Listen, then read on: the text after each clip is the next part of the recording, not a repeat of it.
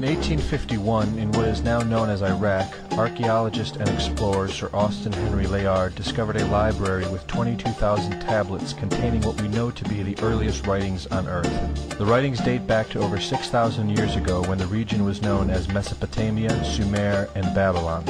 Amongst these vast writings is a story which mirrors the book of Genesis in the Bible. It tells a story of a great flood which reshaped the face of the planet Earth and all of her inhabitants. It tells a story of a tower built and the creation of the spoken word. One of these scrolls includes a star map of what appears to be a sun and its planets. The writings include detailed descriptions and maps of our solar system matching what we know today and beyond. It includes a 10th planet in an orbit between Mars and Jupiter. It is written that the 10th planet Nibiru was thrust into our solar system and collided with the planet Tiamat. The remaining bulk of Tiamat over time became Eridu, the Earth as we know it, and the rest of her became the asteroid belt.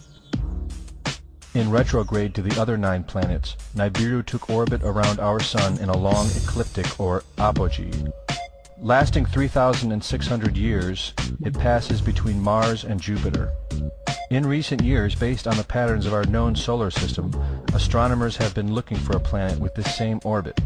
In search of this planet, they discovered the planet Pluto. The search continues. According to the ancient texts, this detailed information was given to them by the Anunnaki, or those who from heaven to earth came. They described the Anunnaki as a reptilian race of gods which came to the earth in fiery ships from their home planet of Nibiru, the 10th planet. It is written that these Anunnaki came to the earth to mine gold and other elements to serve in protecting the atmosphere of their distant home planet.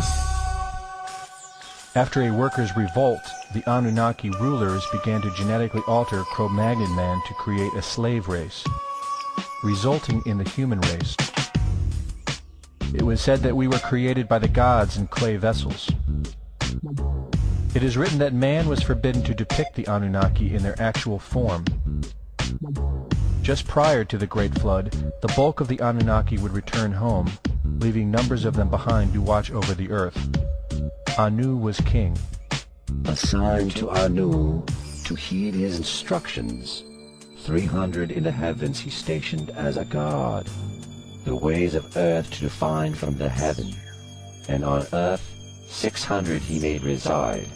After he all their instructions had ordered, to the Anunnaki of heaven and of earth he allotted their assignments.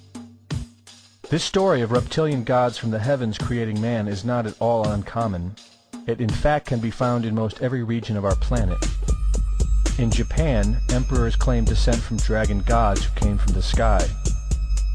Australian Aborigines teach of a reptilian race which lives underneath the earth and governs over men. They believe they are descendants of a race of dragon humans.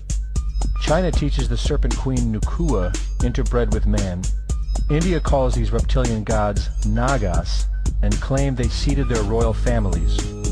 Throughout the Middle East it is believed a serpent race created man. The book of Genesis tells of giants who came from the heavens to breed with the daughters of man. They are called the Nephilim.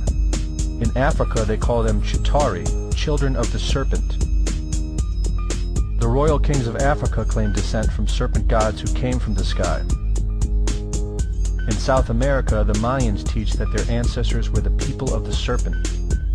The Aztecs were said to be created by a serpent woman.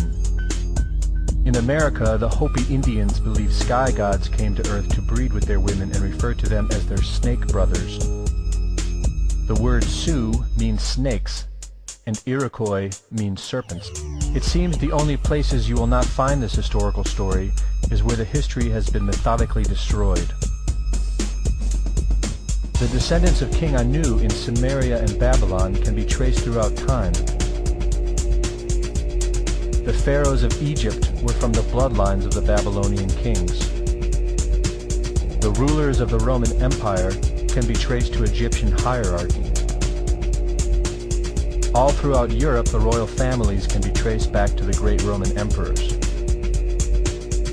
34 of the presidents of the United States are directly descended from European royalty, with the remaining 8 who are only closely related to these same bloodlines. In 1934, President Franklin Roosevelt placed the Great Seal, originally created in 1782 by the Freemasons, on the dollar bill. Represented in the Great Seal is a pyramid and the all-seeing eye, known to be used by the elusive society, the Illuminati.